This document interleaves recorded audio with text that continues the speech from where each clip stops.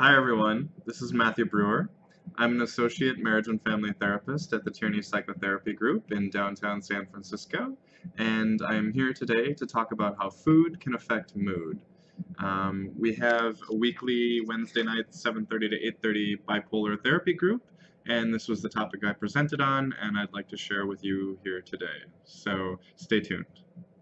So, first off, disclaimer that I am not a nutritionist, but I do think as a therapist that the biological level of being a human is important to mental health from a bottom up perspective. So first off, I'm just going to introduce a variety of concepts to get you thinking. Feel free to debate them in the comments and research them yourself and see if they work for you. They might not. Pass it on to a friend. So I will include a link to the handout, and let's get started. First among the concepts is drawing from a Japanese saying that is made popular on the island of Okinawa, that people would eat until they're only 80% full. And the pronunciation is along the lines of Hari Hachibu, or Hari Hachibunmi. And it's Confucian teaching, and which of course came from China. A lot of cultural exchange in that way. And the idea being that if you keep your stomach from getting too overextended, it can help you regulate your appetite. And there's a lot of new and fascinating research going on these days. Some potential that calorie restriction can actually increase longevity, or how long you live in your life. Some studies on rats have been done where they restrict their diet and they end up living longer than their peers who eat a regular diet. So something to consider is to eat a little bit less food. And another quote to share with you on that topic, the journalist Michael Pollan kind of simplified a way to think about food.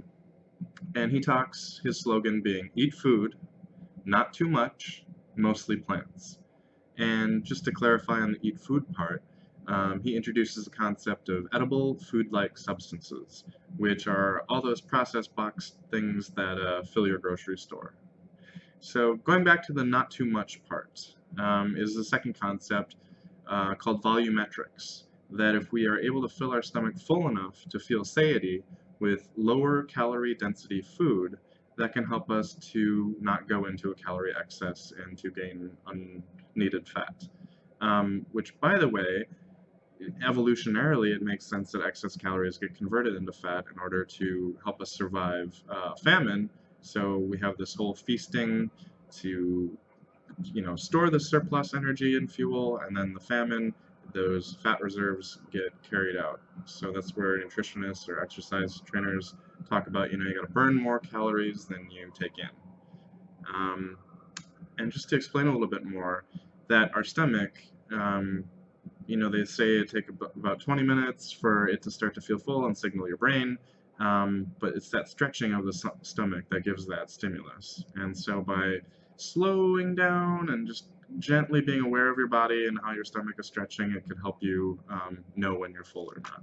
So another concept here is to eat food without labels. So anything in the perimeter of the grocery store usually is a good start, and in particular the produce aisle, which, your apples, I mean, they have a tiny label, they don't need a big label, they're not full of 20 different ingredients, and the idea being that eat foods that have fewer than 5 ingredients, which is going to mean they're less processed and more healthy for you, and not as artificially created, man-made, and refined, and easier for your body to turn into calories, like taking a complex carbohydrate and simplifying it into a simple sugar.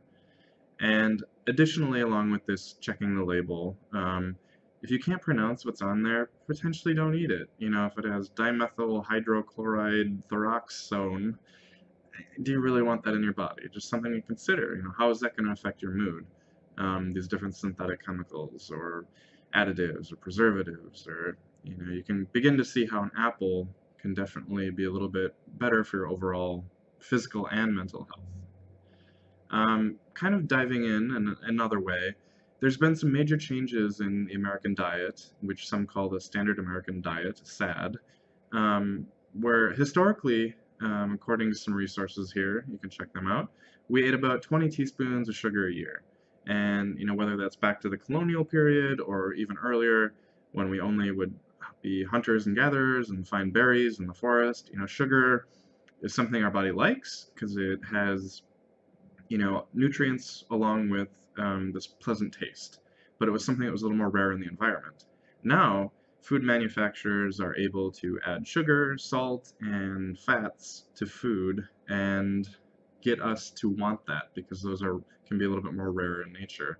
Um, and according to the USDA data, sugar consumption in 1999 was 158 pounds per person.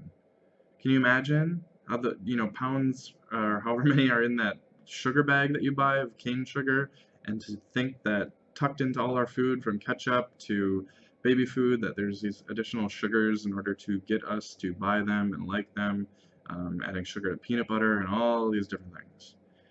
And part of the reason that we want to avoid a little bit of this is, and especially the synthetic sugars, the sugar substitutes, that jumping down to point number 6, though completely unknown until 1980, we now produce 17.5 billion pounds of high fructose corn syrup and consume 66 pounds of that per person per year.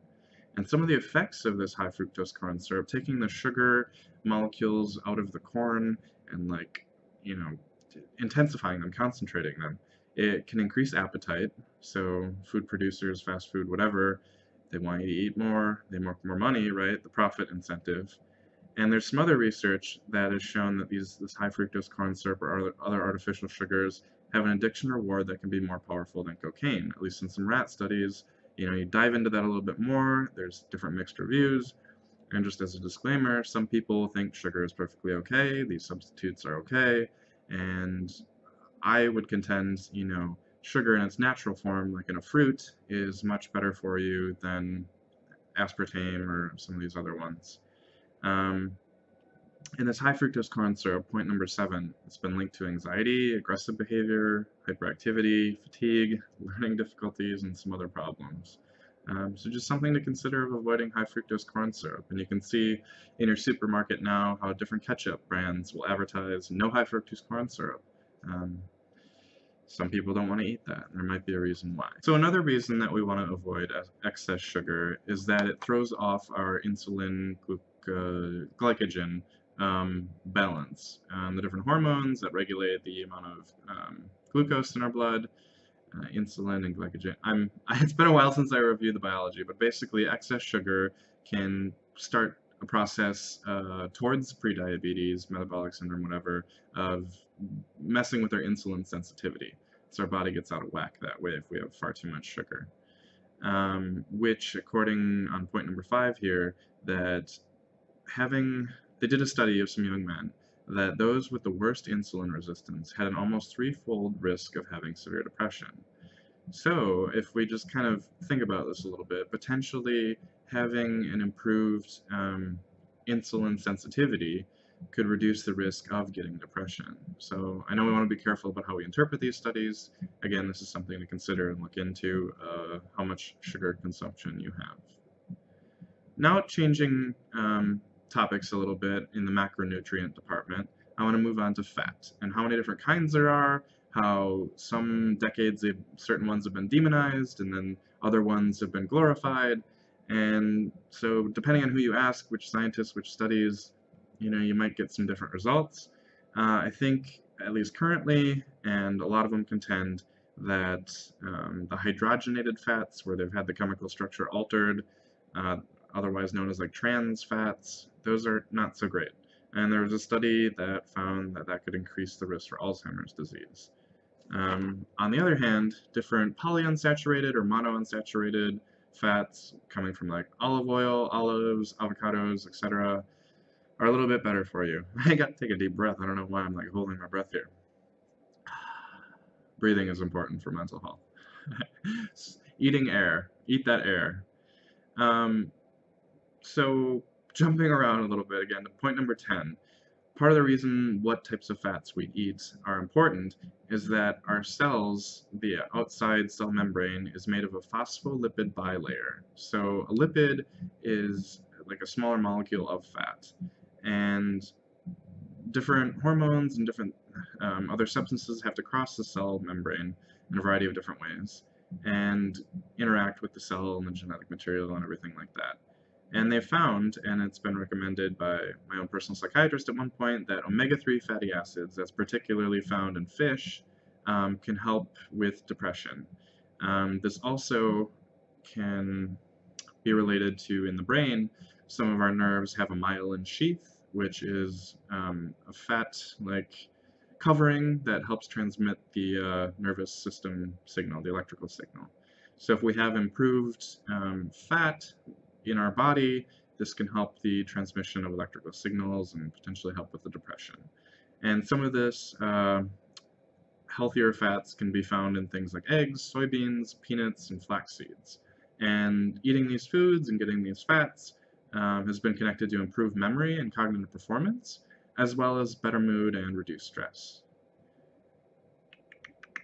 Then, I just want to jump to one moment that proposed, potentially based on a study, that extra caffeine can increase anxiety and depression. So if your caffeine consumption has been a little bit higher, then it might be good for you. It might be time to consider reducing. Helping with a few last points here, that Delgado in 1990 in a study found that by feeding a group of people a diet without tryptophan, an amino acid, that eventually, in as little as a few hours, depression started to sink in. So amino acids being part of different proteins, our body breaks that down and then rebuilds it into different parts, things going on in our body, including neurotransmitters. So tryptophan has been found important to help prevent depression. So making sure you get some of that in your diet, which is found in different protein-rich foods. Along with the macronutrient, let's switch over to micronutrients that are important to mood, one of them being vitamin D.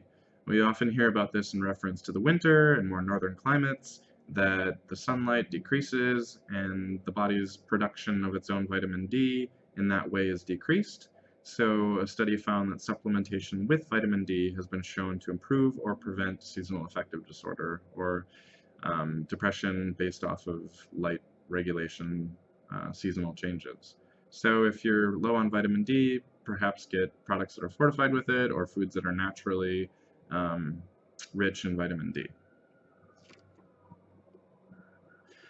I guess I'm just going to transition here.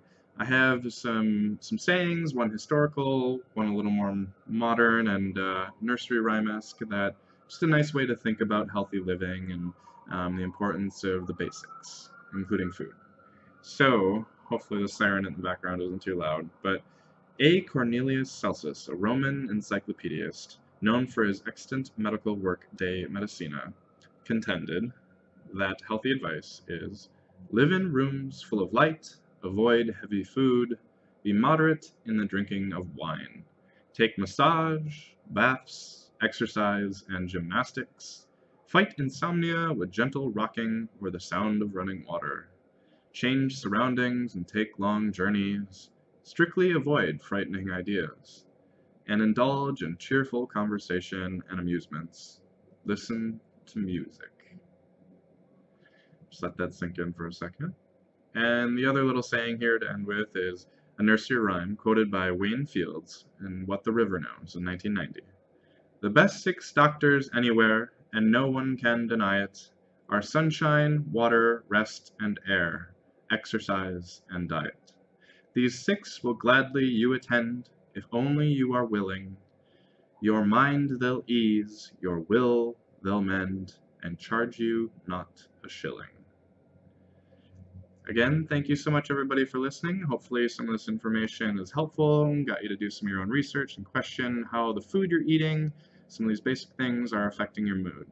And if you'd like to find out more, please do follow the different links. I have a website, and we do have our in-person therapy group on Wednesday nights in downtown San Francisco. There's openings. And we also have an online Facebook support group for bipolar, which includes depression, seasonal affective disorder, manic stuff, spiritual emergencies, etc. So, peace out.